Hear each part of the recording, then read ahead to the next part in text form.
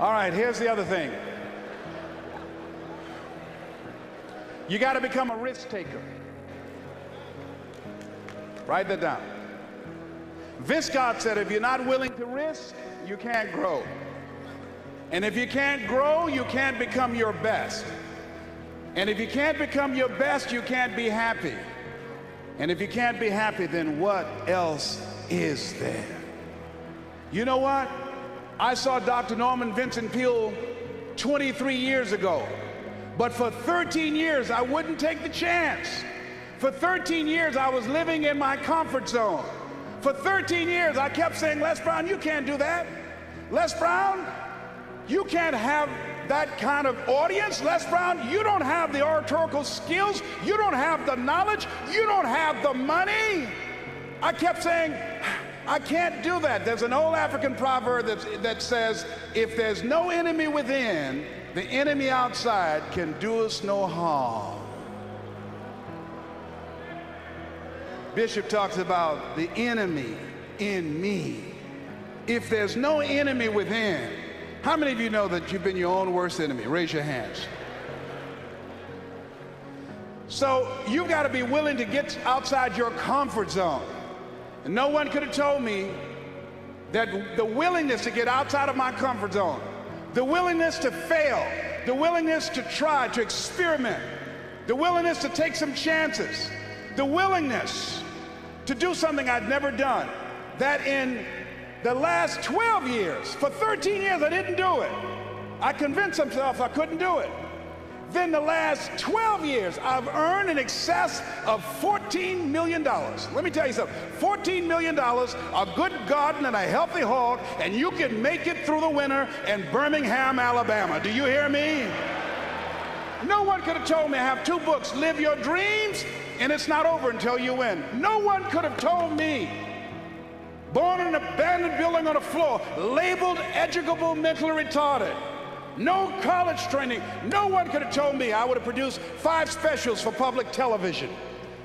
That I'd had 3 years ago the highest rated, fastest canceled talk show in the history of television. Because I wouldn't do those conflict and controversy shows. No one could have told me. I had no idea that I could do what I'm doing right now. Let me tell you what I know about you, and I don't know you. You got greatness within you. One of Dr.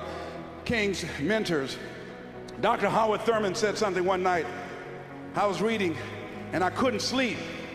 He said the ideal situation for a man or woman to die is to have family members standing around their bed, praying with them as they cross over. He said, but imagine, if you will, being on your deathbed, and standing around you are the ideas, the dreams that have been given to you by life, the talents, the gifts that you've never nurtured, that you never developed, the skills that you never did anything with, standing around your bed looking at you with large, angry eyes, saying, we came to you. Only you could have given us life. And now we must die with you forever. And the question is, if you died now, what dreams, what ideas, what talents, what abilities, what skills, what books, what sermons, what seminars, what businesses will die with you? Miles Monroe said the wealthiest place on the planet is not in the Far East, where they have oil in the ground.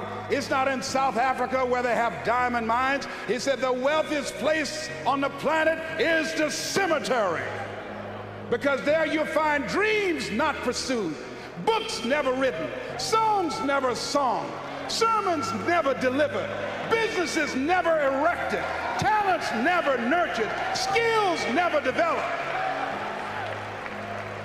You survived 1 out of 40 million sperms. You were born to win. God wants you to be rich and wealthy and successful and to live the abundant life.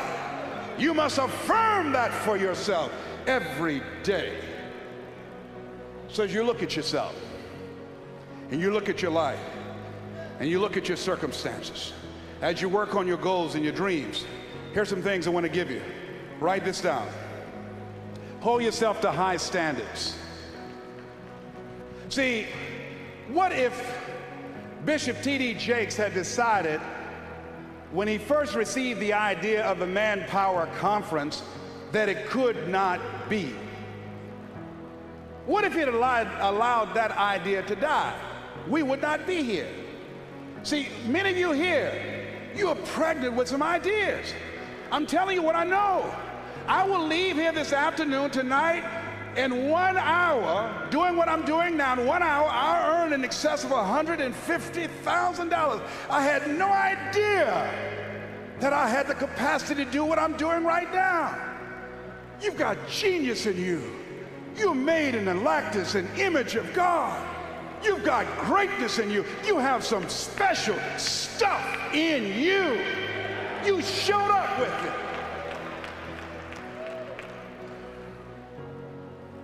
So as you look at your life and you decide to become a risk taker, make it okay to fail, to experiment, trial and error. Repeat after me, please. No test, no testimony. Yeah, you're going to face some hard times. When you decide that you're going to commit your life to Christ, you're going to, at that time, go through unadulterated hell. What's the first thing they say when you get on an airplane before they take off? Fasten your seatbelt. Why? Because you will experience some turbulence before you reach a comfortable altitude.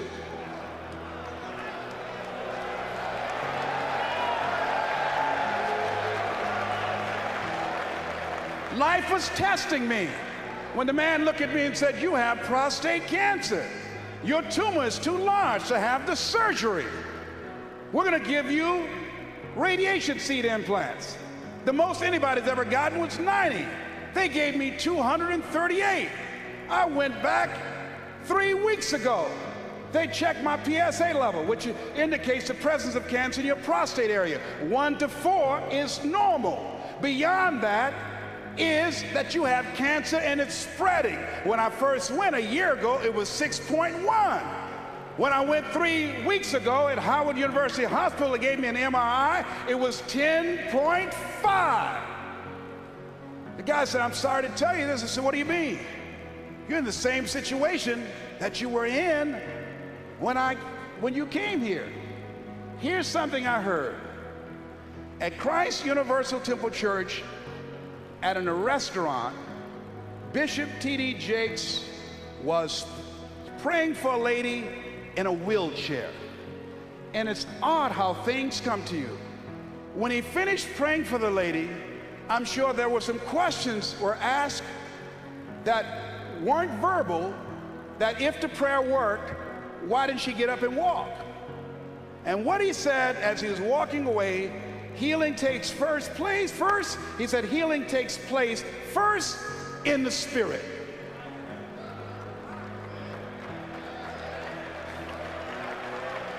It didn't matter about his numbers. It didn't matter about their diagnosis. Judge not according to appearances. You must have the faith to call forth those things that be not as though they were. Now, do you really believe? See, it's one thing to believe when you got money in your pocket. It's one thing to believe when your marriage is working out and you got your health and your children acting like they got good sense. Oh, it's good to say, "Oh, the Lord is blessing me." It's easy to believe then. Oh, but when you get that diagnosis, say, "You ain't gonna be here long." When you lose your job, when someone you thought you'd be with for the rest of your life say, "No, we can't do this no more," that's when you have to stand. That's when you have to begin to live this faith. And that's not on you. That's when you got to call on something higher than you. Let that mind be in you. You got to be out of your mind to believe in spite of these numbers you can still make it. In spite of the pain you're feeling, you can still come back again. You got to be out of your mind. That's right. I'm in that Christ mind. I believe it. And not when things are just favorable, not fair weather faith. And you've got to believe that.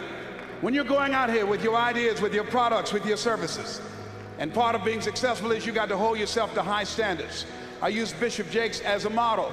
His people take care of you. He's thorough. Hold yourself to high standards, whatever you do. There's no saying, do not go where the path may lead, but go where there's no path and leave a trail. Treat people with respect. Treat them the way that you want to be treated. Tony, who's with me, who's been assigned to me, courteous, respectful, called several times. Is there anything I can do for you? Can I help you out? That's first-class service. If you decide to provide first-class service, John H. Johnson, a book called Making Against the Odds, he said, there's no defense against an excellence that meets a pressing public need. When I decided to become involved in the motivational industry, I didn't have the money of a Dr. Norman Vincent Peale, of Zig Ziglar, of Tony Robbins, and all the other giants out there. I had the gift of gab. So what I did was I trained myself, I disciplined myself to read 3 to 4 books a week. First I started out a month. Now I've increased it with a reading system that I have. Mr. Washington said, Mr. Brown, yes sir. Do you want to make it? Yes sir. First you've got to develop your mind, young man, because you don't get in life what you want, you get in life what you are. Next, you've got to develop your communication skills. Once you open your mouth, you tell the world who you are. They said about Jesus, who obviously was an effective communicator, never spec a man. The reason that you're here is because no one can milk scripture and deliver a sermon that can transform your life and have you jumping up and down like you crazy, like T.D. Jakes. I'm home one day looking at this video my daughter gave me called He Called Me Son. Let me tell you something. By the end of that video, and I've never seen my father, when that video got to the end, I was going to the television saying, Daddy! Daddy, come back, Daddy! I pushed reverse and backed it up and said, Daddy! Let me tell you something. He just broke me down in my bedroom. All by myself. I'm looking around to see if anybody see me. That man crafted that message, you hear me? I'm crying like I'm at a funeral. I want my daddy.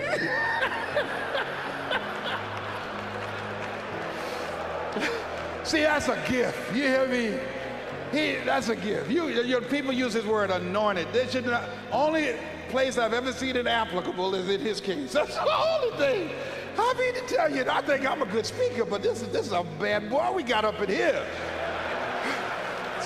Words cannot encompass the symbolism of what we have the chance to see up in here. And yet, he's down to earth. I mean down to earth, where all these little funny outfits he has. I mean, it knocks me out.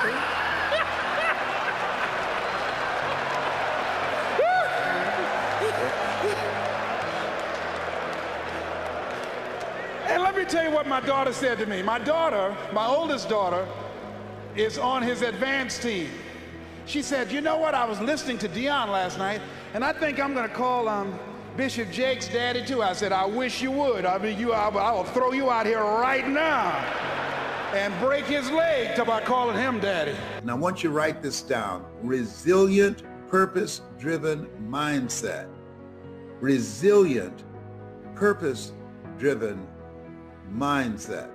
That with all the stuff that's going on, with all of the confusion from the scientific community, from the leadership, from the presidency on down, it has collateral effect.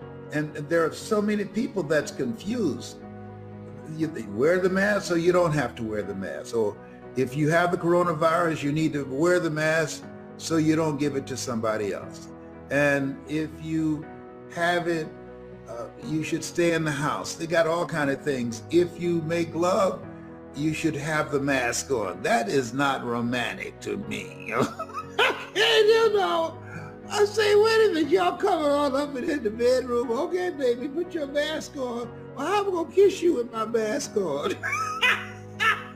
Oh, behave, whatever. But all kind of confusion, you know, all this stuff going on.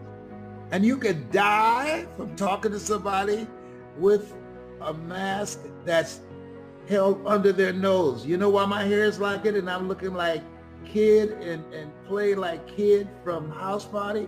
Because my barber, he likes to wear his mask like this. I said, man, put your mask on, all right? I told him. So he does this. Man, hey, hello. Habla español, English? What? Come on, have I told? Put your mask on, cover your mouth. I know your breath kicking like Bruce Lee, but cover the nose too. It's, I mean, about to make me lose my mind over here. So I decided I'm not going through that. I'm not going through that. I'm not coming out the house till 2027.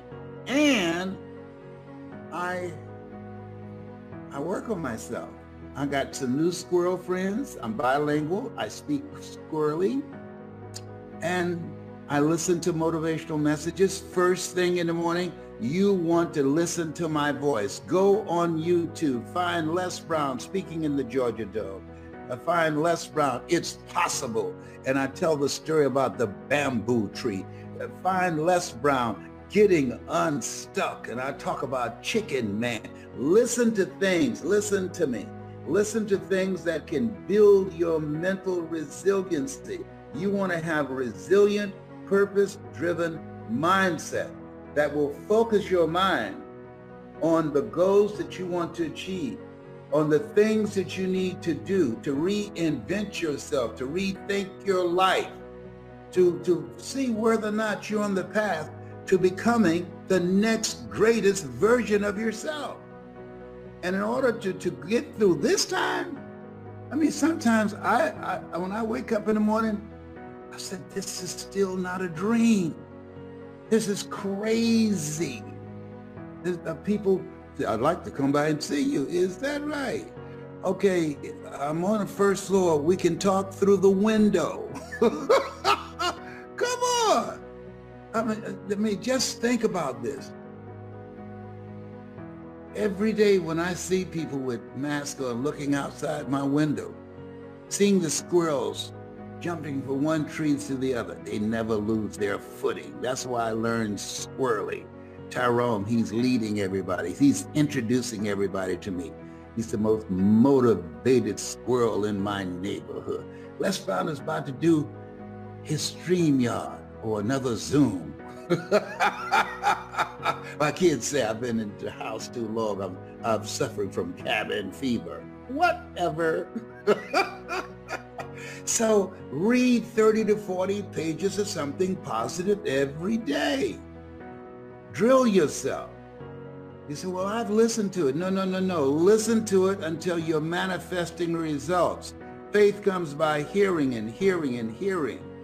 So in order to develop that resilient, purpose-driven mindset, you want to listen to the messages over and over, take notes on things that jumps out for you, and become the embodiment of it, and develop that kind of mindset and how you carry yourself and how you face this thing called life. Faith not tested can't be trusted. So you got to have faith in yourself. But we're being tested right now. If you've never been tested, listen to me. No test, no testimony. Faith not tested can't be trusted. It's easy to have faith when things are going great. When the kids are acting like they have good sense. When you have a job, you have money, you have your health. Oh, no big deal there. But when life knocks on the door, when you go through some stuff, when you get a bad diagnosis, that's when you have to pull on your faith. That's when you have to be resilient. I've got a saying, and all of you know it, life knocks you down, try and land on your back. Because if you can look up, you can get up. Now, here's the other thing that's very important. As you look at yourself, you want to master at least three things, multiple streams of income. Three things: I speak, I train speakers, and I'm an author. And I got other things I'm expanding, and I'm 75. Well, why are you still doing it? Because you're never too old to learn and you're never too young to teach. I believe that the reason that we look at people over a certain age, Alzheimer's and dementia becomes active, is because they are inactive. My mother used to say it, if you don't use it, you lose it. It takes longer to wear out than to rust out. So the goal is to be actively engaged in life, raising the bar on yourself. Turn down the amount of time that you spend entertaining yourself, watching the television, as my daughter, Dr. Ona Brown, would say, and do things that will stimulate your thinking. It will keep you young. Just because you're 75, chronologically don't mean that you have to look 75. No. And so I decided, just because I'm 75, you're not going to count me out. I'm still here. I'm going to be engaged in this thing called life because I have not done my best work yet. You have not done your best work yet. Every day is the best day of your life, as Orrin Hudson would say out of Atlanta, the chess master. Why? Because if you don't believe that, try missing a day. Every day is the best day of your life. Look for ways in which you can begin to master something, learn something today that you did not know yesterday. Expand your horizon, expand your vision of what's possible for you. Continuously be a student. My high school theme was, you never find out how much you know until you find out how little you know. Study. The people that are going to make it today are looking at the various trends. They're going from mindset mastery, learning 3 things that they can master to create non-performance income, and they're studying continuously, learning things that they can get at the end of their fingertips on the internet. There's no excuse today for not being in the mindset of achieving something beyond that which you have already done. Life is an adventure. Helen Keller said life is either a daring adventure or it's boring. And this is an exciting time that you can earn money at the comfort of your home. Think about that. Virtually around the world. I just finished talking to some people in Germany. And then I talked to some people in Toronto, Canada. I'm making money around the world and I'm still home, virtually. Take advantage of this. This is something you want to learn. Mindset mastery and skill set mastery of the internet. So everybody can transform a kind of inconvenience in a huge advantage. Without any question, and it takes work. Now, there's no question that there are certain situations and structures around the world that don't allow people to dream. You know, I'm doing some work in South Africa right now, in Johannesburg, and my first step is to help people to learn how to dream, because they were under apartheid, a form of enslavement that did not make dreaming possible. And there are other places around the world that are just like that right now. That's destroying people's dreams. And I think that's why we see such global upheaval in terms of many dictatorships, because people are becoming more enlightened. In 2007, Time magazine recognized the computer of the person of the year. And the reason it did, because it gives everyday people access to information that they never had before. And so now people, with that access of information, becoming more enlightened, and it's causing a great deal of disturbance with various types of governments around the world. It's huge. My message in France, and I would like to spread that everywhere, it's you have a dream, it's possible, so take an action now. How can I help people to believe it's possible? It's an ongoing process. The faith comes by hearing and hearing and hearing. That's what my favorite book says. That you have to be an unreasonable person who's not looking at and judging the circumstances such as you see them. But you're calling forth those things that be not as though they were. And if you read the book called Change or Die by David Dushman, I will do. He said, there's a person who is an unreasonable person who brings a message that it's possible, and repeat that message. And there are people who hear that message who are able to relate to it and identify with it.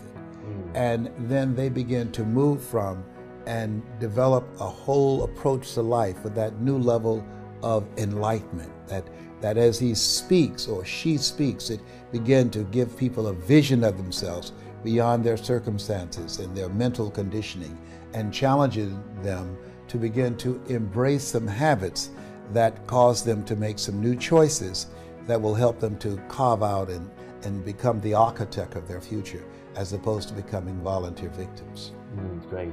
You do a lot of speeches all around the world, and you are not the only speaker. A lot of speakers. So, according to you, I'm a trainer. I'm known as a speaker, but my gifting is I started out as a trainer, teaching people how to live their dreams, teaching them how to use their voice and their story and leverage their knowledge to go from being local to being global. That's what my gifting is in. So as a trainer, why there are some speaker or trainer who give only a kind of information, at the end you say, oh, it's interesting, and other speakers like you, according to me, and you feel something and you're not thinking about, oh, it's interesting, but I can do that. I want to take an action. I want to change something in my life. I don't know if it was interesting, but I will change something in my life. What are the differences? Well, there are many speakers think that people are stuck because of lack of information. I always say, if information could change people, everybody would be skinny, rich, and happy. They don't need us to come in and speak. They can go online, they can Google the information. So information alone cannot create transformation. That in order to change human behavior, you have to create a significant emotional event. The materials that I provide, the training that I provide, is designed to impact a person's mind, their heart, and their spirit. And so the goal is to distract, dispute, and inspire, to interrupt their story. How people live their lives is a result of the story they believe about themselves. So when I'm training speakers, I teach them how to become a strategic, experiential storyteller. Be strategic on how they use their story. You never make a point without a story, and you never tell a story without a point. And experiential, because Oliver Wendell Holmes said that once a man or woman's mind has been expanded with an idea, concept, or experience, it could never be satisfied to going back to where it was. And so when you take that approach to change how they think and what they feel, then you now have positioned yourself to begin to create a thirst. There's no saying you can take a horse to the water, but you can't make it drink. You create a thirst where they want to drink, where they want to change. And now you have, because of their encounter with you, you have now allowed yourself to be an instrument, as Mother Teresa would say, in the hand of God.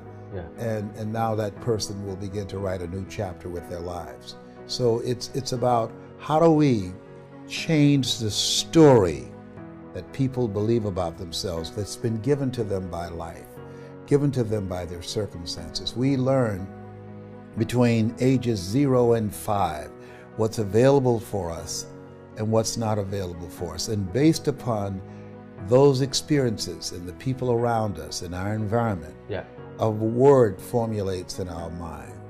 It's either yes or it's no. A word formulates in our heart. It's either yes or no. It formulates in our spirit, yes or no. And there's various things that can impact the formulation of that word and the conviction behind it and how we move our lives forward.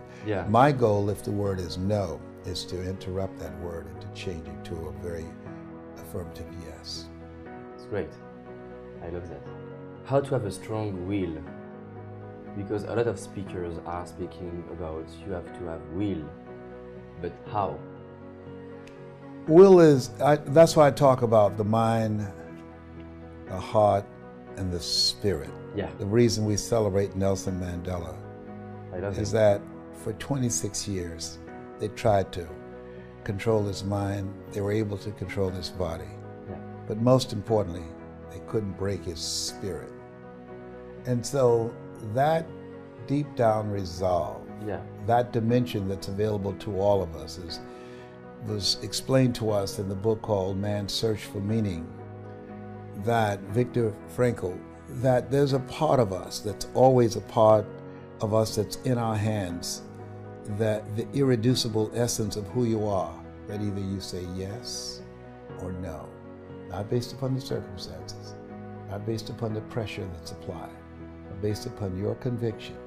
Are you going to give this the power to take advantage of you? Are you going to turn yourself over to this? We always have that choice. That's the greatest choice that human beings have. Am I going to give myself a pass to surrender, or am I going to stand up? I remember telling a story when I produced my first PBS special in public television of a man who came by a house and there were people on the porch talking, and there was a dog moaning and groaning. The guy was curious, and he went back and he asked the owner, "Why is this dog moaning and groaning?" And the owner said, "Because he's lying on a nail." Yeah. The guy said, "Well, why won't he just get off?" He said, "Because it's not hurting bad enough for him to get off. It's just hurting bad enough for him to moan and groan." And so what most people do in life, they have the power to change their circumstances. You are made in the likeness and image of God. You've been given authority and dominion over everything on the face of the earth. But most people would rather moan and groan about their situation, show up in their lives as volunteer victims, rather than become actively engaged in doing the work necessary to change their circumstances. It's been said there are two types of people: those who work and those who watch them. So you got to be willing to do your internal work so that you have the mental resiliency, and your external work finds something that you want to master that will allow you to move yourself forward. Wow. So we have to, the first step is to find what we want to master. Why are you here? What's your reason for being? Why do you get up in the morning? Most people don't have a clue. Pay the bills, keep a roof over your head. I think we have to reflect on, who am I? Why am I here? What drives me? If I died today, what 3 words would I want said about me if I died today? You know, what is it that defines me? You know, and how do I define myself? Most people allow their circumstances to define them, as opposed to defining themselves and how they're going to show up in life. And so my mission is to help people to connect with the power they have within, their greatness. When you're pursuing your greatness, you don't know what your limits are, so you act like you don't have any. And when you live from that place, you can now be able to make a greater contribution and make a greater impact with your life, because of the fact that you see yourself in a larger context. One of the principles, there are 9 principles that we teach of greatness. And the first one is, each of us can achieve far beyond our horizons and in avenues of life we have never explored. But most people settle in and accept things in life as it has been given to them, as opposed to rising above that, working to create something that they can feel good about. It's the first person principle. Yes. What are the next? The next one is, we must take responsibility for our actions and our reactions. When you look at your circumstances, you know, George Bernard Shaw said, the people look for the things that they want in life, and if they can't find them, they create them. And so when we look at ourselves, it's about doing that. It's about taking ownership for your stuff, for your life. And one of the things I emphasize, that changing is not easy, that changing your life, changing habits, reinventing yourself, picking yourself up after life has knocked you flat on your back. I've got to say, when life knocked you down, try and land on your back, because if you can look up, you can get up. Well, that sounds cute, but that's not easy. When I was diagnosed with prostate cancer 17 years ago, that first time that happened, I said, hey, I can handle this. Then when it came back a year later, last year, 17 years later, and this time it metastasized to 7 areas of my body and ate 40% of my T1 vertebrae. Now the stakes are higher. It's this life saying, okay, Mr. Motivator, you beat cancer the first time. What you gonna do now? I started laughing. When the doctor told me, he said, why are you laughing? Are you in denial? I said, no. I said, I feel like Mother Teresa. He said, what do you mean? She said, Lord, I know you know how much I can bear. I just wish you to have so much confidence in me. I said, the stakes are higher. So I've got to dig in and got to fight more, because at the end of the day, life is a fight for territory. And once you stop fighting for what you want, what you don't want will automatically take over. And so it's a fight, it's a challenge in life every day. And what we have to do is embrace it. What we have to do is see it as a project to be worked on. I read something once that I live by. It said, in life, you will always be faced with a series of God-ordained opportunities, brilliantly disguised as problems and challenges. And so I see even cancer as a gift, as a God-ordained opportunity. It is a kind of test for you to improve. It's a test, right? No test, no testimony. Yes.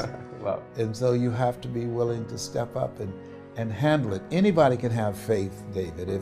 If the bills are paid, if they have their health, the marriage is working out fine, the children acting like they have good sense, they have a lot of money in the bank, a lot of investment. Anybody can have faith under those circumstances. The true challenge of faith is when life knocks on the door. The true challenge when you lose your health, or something happens to someone you care about, or you lose your wealth, or some tragedy happens to you. All of us over the next year will experience at least 3 tragedies. We will experience it personally or someone we care about. Charles Udall said in life, he said, things will happen around you and things will happen to you. But the only things that really count are the things that happen in you. And that's where, that's our domain. That's where we have the control. Yeah, we choose the answer. Yes, we did too. And we choose how we're going to respond to this. Will I allow this to get the best of me? Will I allow this to stop me? Am I going to surrender to this? Will I give myself a pass? Will I wimp out on myself? That's always a choice. I love that. In the speech, just before you said a sentence that I love, can you repeat it about the fact that when it's hard? If you do what is easy. Yeah, I love that. Giving yourself a pass, giving yourself permission to stop. If you do what is easy, your life will be hard. But if you do what is hard, your life will be easy. I didn't do what I'm doing now for 14 years because it was hard to make the radical change in my approach, my dress, my learning the language of corporate America, gaining access, developing myself an intellectual resource where corporations would reach over people with years of experience, PhDs and MBAs, and I have no experience and no credentials, and be able to compete with them. It was hard, but we can do hard. All of us have moments in our lives when things have been thrust upon us and we had to do hard. So if you do what is easy, your life will be hard. But if you do what is hard, your life will be easy.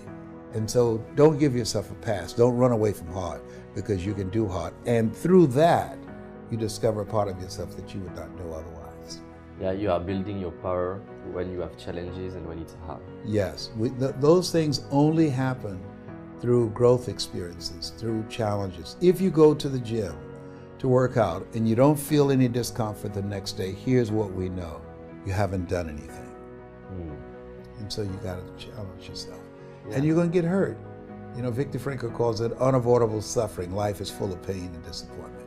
It's a part of the process. And we are proud of ourselves when we overcome something. When we overcome things, we discover things about ourselves. No tests, no testimony. No guts, no glory. Yeah.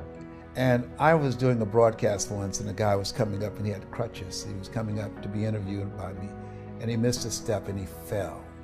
It was a very embarrassing moment. And I went down to help him get up. And he said, "Don't feel sorry for me or be embarrassed." He said, "It goes with being a paraplegic. I fall all the time." And so we fall all the time in life. We make mistakes all the time in life. Yeah. You know, there's no life without mistakes. Anything that's worth doing is worth doing badly. It's worth doing right if you know how to do it. But if you don't know how to do it, it's worth doing badly until you get it right. All of us are going to fall on some tough times. 8 out of 10 millionaires have had to file bankruptcy. It's a part of the process. We go up, we go down. And we learn things during the tough times. That's where we really learn things. That's where we begin to discover things about ourselves. Adversity introduces you to yourself, that are part of yourself that you would never know otherwise when things are going real good for you. And so what we have to help people to understand is to maintain a spirit of optimism in spite of their circumstances, to give them hope. Why? Because when there's hope in the future, that gives you power in the present. So my goal is training 100,000 voices of hope who will do 3 things. Help give people hope. That's number 1. Number 2, teach them methods that will help them to develop the desire to reinvent themselves so that they are not replaced by an app or outsourcing, because this is a time where you have to continuously reinvent yourself to stay ahead of technology and cheap labor around the world. That's number 2. Continuing to work on yourself and growing and developing. And the third thing is to build communities, collaborative, achievement-driven cultures, supportive cultures that'll help you to get to the next level. Have a group we call ourselves Cancer Conquerors. And so one goose can fly 75% further in formation with other geese than it could ever fly by itself. So if you got 100,000 voices giving people hope, that's number 1. Number 2, encouraging them to develop their capacity, their skill set. There's no shortage of opportunity. There's a shortage of capacity to take advantage of the opportunities that are available in the global economy. And encouraging people to create communities of collaborative, achievement-driven, supportive relationships. We can accomplish anything. And how can the people and me can contribute to these dreams? They can email me at yes@lesbrown.com. yes@lesbrown.com, and we'll be set up within a few weeks and send them out some information. But also in the meantime, what we will do is send them a video that as they watch this, they'll see the message that I'm bringing and a format. We're going to be teaching them the 7 principles of storytelling so that they can learn how to influence and impact and change lives, one-on-one, small groups, or in large groups. Yeah. So with 100,000 voices, you can make a big difference in this world. Absolutely, yes. That's the goal. And we want 100,000 voices outside of politics and outside of religion, both of which polarize and divide people. Just everyday people. I'm not an educated guy. Both my parents came in here right now. I would not know either one of them. I'm adopted. I don't have any credentials. I'm just an average person, and I have a desire to make a difference with my life, to live a life of significance, and to live a meaningful life, and to help others who have a desire to do the same thing. That it's necessary for us to begin to look at the future and know that it's possible that we can have our dream. Yes, it is. Other people have done it, then we can do it. We fail a lot of times. Well, a lot of other folks fail, and eventually they came back and they succeeded. So it's possible we can have what we want. And we know that we want to get it. It's necessary that we align ourselves with people that think like we do. It's necessary we get negative, do-nothing people out of our lives. It's necessary we never stop learning and growing and developing ourselves. It's necessary that we never give up. We know that it's you, it's me. It's being responsible for our stuff and deciding that we're going to keep on keeping on, that we're going to find a way to win or find a way to make it happen. And we know it's hard. It's not going to be a picnic. Yes, it's hard, and we will do it hard. And once we do it hard and we go through it, we realize it was worth it. And once you discover it was worth it, it is done. It's done.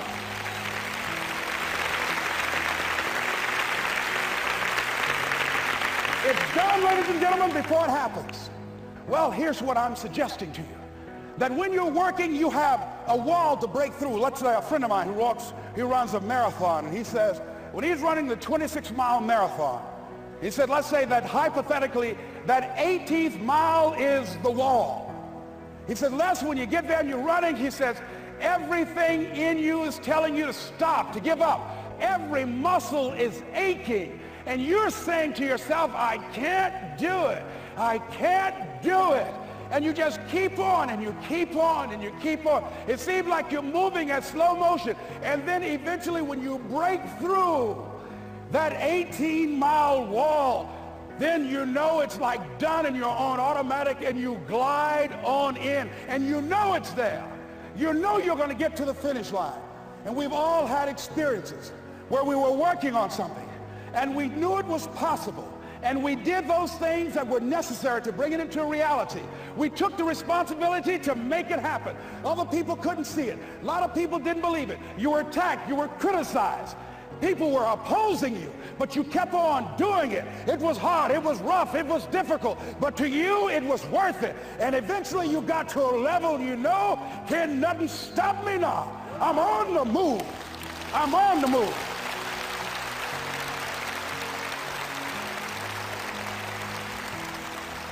Finally, I'm thinking about a friend of mine who is no longer operating on this dimension.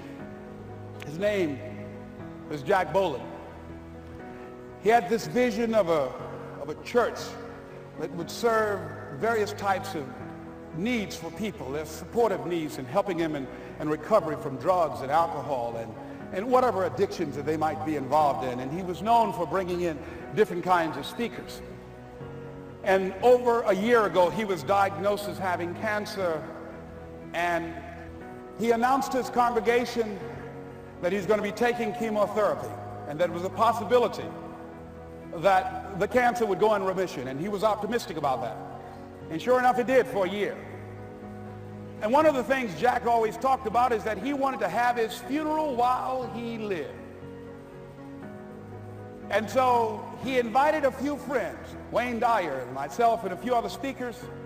He didn't tell us why we were there, but once we gathered there, the church, they told us in the room that Jack is going to announce to the congregation, he's bringing his doctor up. The doctor is going to say that we felt we could keep it in remission. It's out of remission, and he doesn't have much time left. And whatever words you want to say to Jack that you would say if he had made his transition, speak those words now.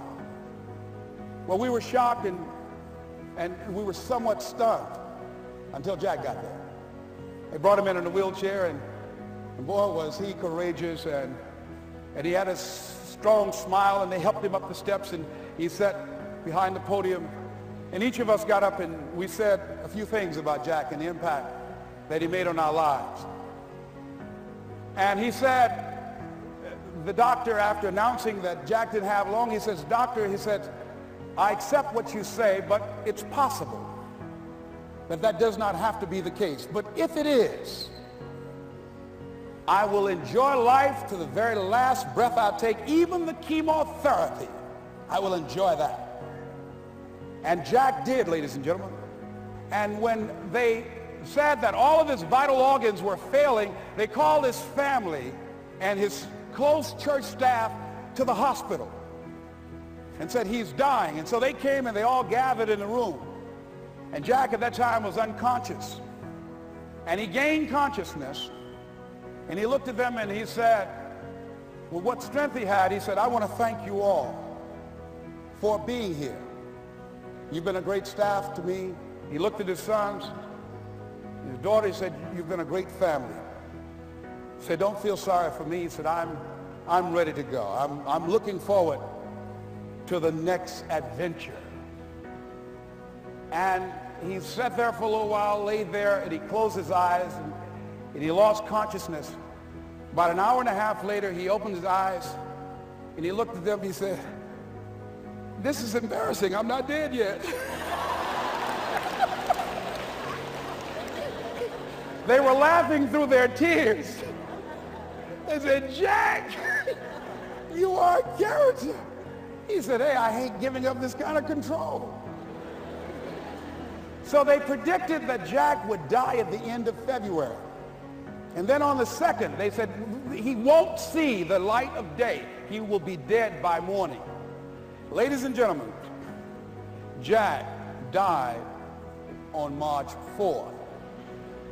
And we believe that even in his dying, Jack sent his congregation a message that I want to give to you with his permission.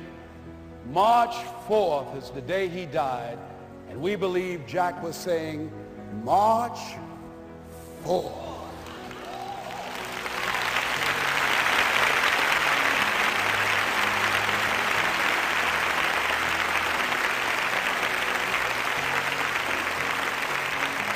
So I say, as you look into the future, while other people are giving up, feeling like victims, feeling powerless, becoming negative, turning on each other rather than to each other, feeling that they can't make it, be ye not conformed to this world, but be ye transformed by the renewing of your mind with the mindset of that it's possible that we can save this generation. It's possible that we can create new industries, a new economy. It's possible that I can find a new profession, a new job. It's possible I can create a new life. And it's necessary that I become actively involved in becoming a positive force in my life and on the planet. And it's me, yes, it's you, it's all of us, pulling together, working together to create this brand new future. And it's going to be hard. Easy is not an option. But if it's hard, we will do it hard. Whatever is required to snatch victory from the jaws of defeat. And it's worth it, yes. It's worth whatever we have to do. And once we know that, it is done. It is done. It is done. It is done.